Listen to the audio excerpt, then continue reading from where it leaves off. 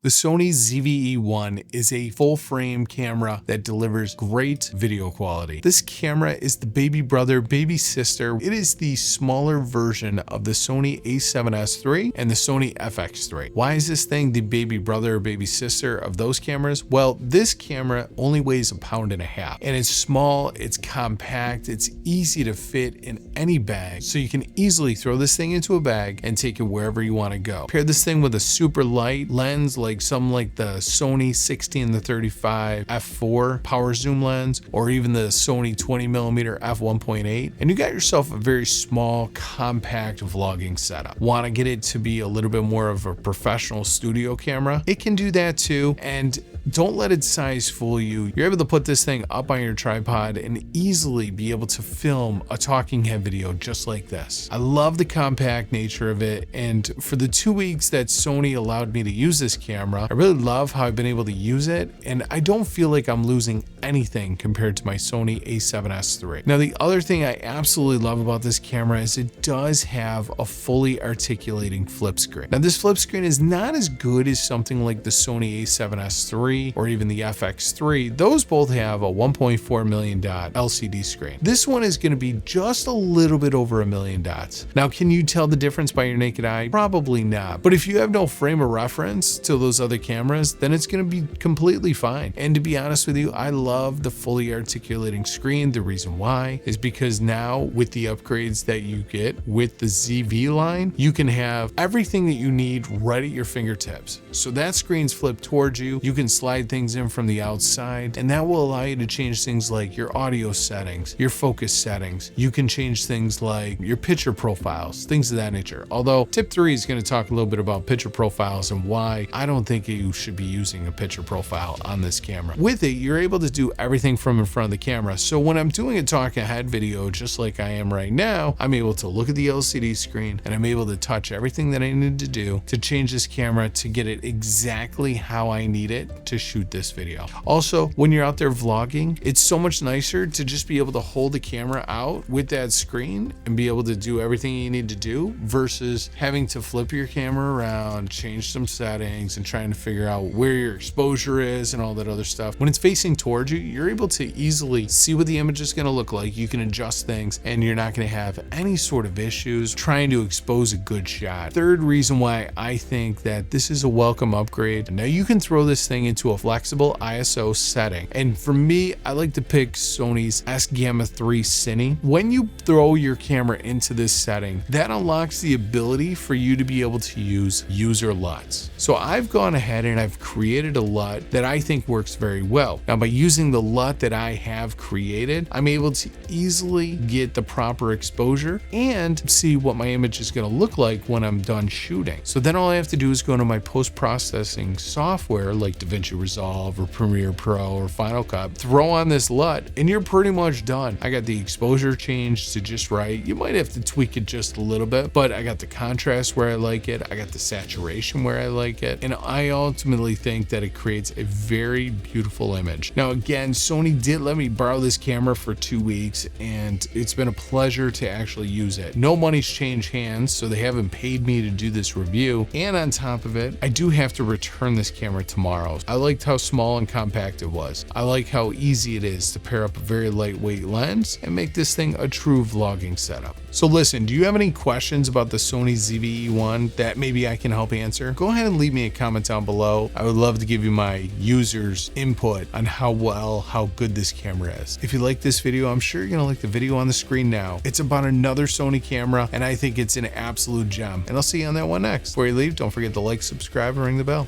Thanks for watching.